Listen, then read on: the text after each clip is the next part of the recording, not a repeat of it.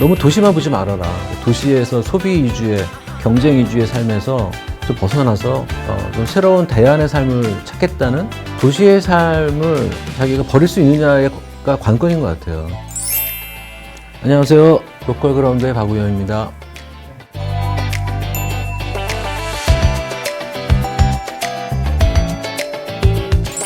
이 추세라는 게 이제 추세를 자발적인 이주냐 아니면 어떠한 뭐 정책 지원에 의한 이주냐에 따라서 다르게 볼 수 있겠습니다만 로컬에 대한 관심이 높아진 건 사실인 것 같습니다. 예.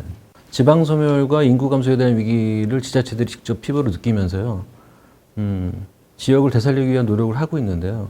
이거는 초기에 정책적인 중앙정부의 정책적인 지원이 필요합니다. 왜 그러냐면 애초에 지방 소멸과 이 생기는 원인이 수도권 인구 집중에 있다고 보거든요. 그러니까 수도권에 인구 집중됐다는 얘기는 수도권이 전체 나라의 자원을 독점한다고 볼 수도 있어요. 한편으로는 막상 눈앞에서 인구 감소나 지역 소멸이 눈앞에 드러나니까 더욱더 그런 위기시 높아진 거로 볼 수 있거든요.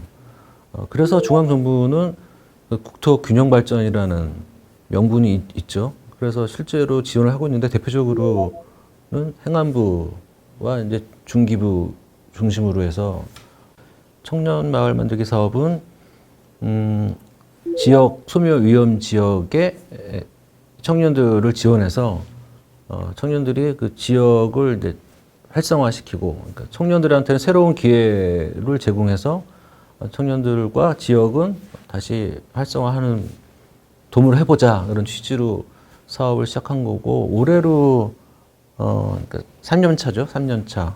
작년부터 12곳씩 선정을 해서 지금까지 총 27개 마을이 선정되어 있는 상태입니다. 중기부는 로컬 크리에이터 양성 사업을 위주로 벌이고 있는데요. 로컬 크리에이터는 이제 말 그대로 자신만의 개성이나 어떤 창의적인 능력을 발휘해서 그 지역의 어떤 자산이나 지역 자원을 콘텐츠화 시켜서 새로운 가치를 만들어내는 일련의 청년들을 일컫는 말이에요. 만든 말이죠. 그래서 그거를 또는 지역 가치 창업가라는 말도 쓰기도 하는데요. 크게 색깔은 행안부 쪽이 어떤 커뮤니티 빌드에 가깝다면 중기부는 로컬 비즈니스 쪽에 초점이 맞춰진 것 같습니다. 그게 두 가지 전 측면이 있다고 보는데요. 첫 번째는 정부가 청년 문제, 청년의 실업 문제를 와 그 지역 소멸 문제를 함께 풀어보겠다는 어떤 욕심이 좀 결합된 게 아닐까 싶어요. 그러니까 어떻게 보면 청년의 어깨에 짐을 하나 더 넣는다 볼 수도 있거든요. 왜냐하면 흔히들 말하기로는 청년들이 결혼을 안 한다. 결혼을 안 하고 하더라도 아이를 낳지 않는다. 출산율이 전 세계 최저다. 그리고 인구 감소다. 하지만 많은 사람들은 청년들이 결혼 안 해서 인구가 소멸된다 이게 원인이라고 보지 않거든요. 더 근본적인 원인. 왜 그런 사회가 됐을까? 거기에 대한 고민을 더 해야 되는 건데 오히려 아이를 낳지 않으니 아이를 낳는 뭐 정책적 지원을 하자. 돈을 준다고 낳지 않거든요. 그러니까 그러다 보니까 인구 소멸 문제를 청년을 떠올리게 되고 청년 문제와 지역 소멸을 같이 묶어가지고 시작한 건데 그 모델은 일본에 있습니다. 그러니까 일본에서 지역 부흥대라는 이름이 있거든요. 일본을 참조했다기보다는 아무래도 진취적인 청년들의 새로운 무대를 좀 제공하는 그런 측면이 있지 않나 싶어요. 너무 좋아하죠.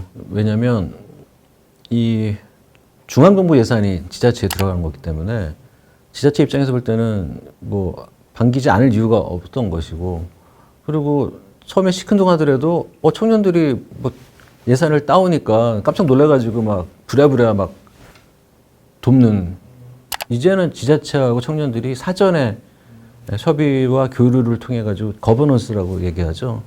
통해서 아주 조직적으로 체계적으로 청년 사업 준비를 하는 데가 늘어나고 있고, 또 실제로 그런 곳에 선정이 될 수밖에 없어요.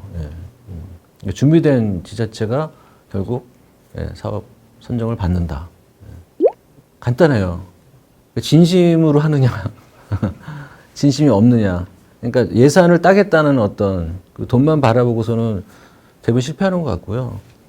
돈보다는 정말 지역에 대한 뭐 애양심랄까요? 그리고 향토가 기반이 된 그런 지역 사람들이 합심해서 민관 합심해서 성공하는 그런 경향이 있는 건 확실한 것 같습니다. 아이템 선정은 지자체 고유의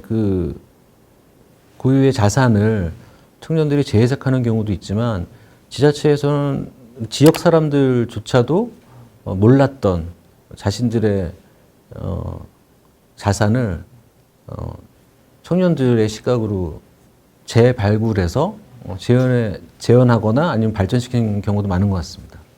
지금 뭐 많은 지역에서 청년 지원하는 정책들이 펼쳐지고 있지만 대부분 대동소이해요. 움직이는 것들이. 물론 지역의 아이템에 따라서 다른 결과물을 볼 수도 있지만 본질적으로는 크게 차이가 없거든요. 왜 그러냐면 이 정부 예산을 하다 보니까 그 성과가 되게 중요하거든요. 그러다 보면은 성공 사례에 초점을 맞춰서 그걸 답습하게 될 수밖에 없는데 그건 분명히 문제인 것 같고요. 그래서 이 중요한 축은 물론 지자체를 향한 중앙정부의 정책 지원도 중요하지만 이와 아울러서 지원을 받은 청년들이나 주민들의 그러니까 경제적으로 자립해서 지역 경제가 순환될 수 있는 구조에 다다르는 게 되게 결국 중요하다고 보거든요. 이거를 성공하느냐 못하느냐가 관건인 것 같아요. 이것까지 도달하지 못하면 그냥 예산이 낭비가 되는 거고요. 여기까지 도달하기 위해서는 많은 노력이 필요한데 앞으로는 이런 중간 지원 조직이라고 하죠. 뭐 역량 교육이라든가 아니면은 청년들에 대한 그 로컬 관련된 교육들이 같이 병행돼서 그 지역 주민을 향한 교육도 마찬가지겠죠. 결국은 그 지역 주민들이 만들어 나가야 되지 않을까 싶습니다. 저는 늘어난다고 봅니다. 왜냐하면 작년에 되게 중요한 법안 하나가 통과됐습니다. 이른바 고향사랑 기부제라는 법안인데요. 이 법안이 내년 2023년 1월 1일부터 시행이 되거든요. 고향사랑 기부제는 뭐 이름 그대로 자기가 좋아하는 지역에 기부금을 내는 거예요. 반드시 고향이 아니라도 뭐 내가 좋아하는 자주 놀러 가는 뭐 지역이라든가 아니면 내가 예전에 거기서 뭐 일을 했다거나 어떤 애착이 있는 지역에 일정 금액을 기부를 하는 건데 기부를 받은 지자체는 그 기부금을 가지고 지자체에 활성화하는 사업을 해야 되는 거죠. 그리고 기부한 사람한테 기부금의 30%에 해당하는 답례품을 보내줘요. 그러면 기부자들은 기부해서 일단 좋고 또 그 지역의 답례품을 받는 또 부가적인 또 즐거움이 있을 수 있고 이거를 이제 일본에서는 관계 인구라고 얘기하거든요. 그러니까 관계 인구를 늘려나가는 효과를 보는 거죠. 그래서 실제적으로 다른 지역의 주민이 이쪽으로 이주해서 이 지역의 인구가 늘어나는 거는 전체 인구가 늘지 않는 한 똑같다. 한 나라로 볼 때는. 그러니까 출산율이 늘지 않는 한은 마찬가지라는 이유 때문에 이제는 출산율을 늘리는 것보다는 그런 관계의 인구를 형성하는 게 더 중요하다라고 어떤 커다란 흐름이 바뀌어가는 것 같습니다. 이 고향사랑 기부제의 실행 때문이라도 앞으로의 로컬에서의 변화는 크리라 보고요. 실제로 지역 이주까지는 아니더라도 지역의 거점을 하나 더 만들거나 방문을 통해서 다거점으로 사는 인구들의 증가는 효과 있지 않을까라고 보고 있습니다. 로컬의 전망이 뭐 장밋빛 그런 걸 말씀드린다기보다는 너무 도시만 보지 말아라. 그러니까 결국 로컬은 도시의 삶을 자기가 버릴 수 있느냐가 관건인 것 같아요. 도시에서 소비 위주의 경쟁 위주의 삶에서 좀 벗어나서 좀 새로운 대안의 삶을 찾겠다는 뭐 그런 거 연결되는 게 결국 로컬인 것 같아요. 그래서 로컬의 삶이 쉽지는 않겠죠. 도시에 살던 사람들이 하루아침에 새로운 환경에 적응하기도 어렵기 때문에 이러한 제도들, 정책 지원을 청년마을 지원하는 것도 그런 취지거든요. 와서 한번 지내봐라. 그래서 한번 가능성을 타진해봐라. 그런 거기 때문에 그런 이제 이런 정책들이 그래서 필요한 거고 여기를 경험한 친구들이 도시로 돌아가더라도 머릿속에 남아있을 거 아니에요. 그 당시 경험이나 생각들이. 언젠가는 다시 지역을 향해서 뭔가를 헌신하거나 아니면 자기 꿈을 이룰 수 있는 무대로 활용할 수 있는 여지가 생길 수 있는 거죠. 그래서 앞으로 로컬은 뭐 미래가 밝다라기보다는 가능성이 많다. 예, 그렇게 정리하면 될 것 같습니다.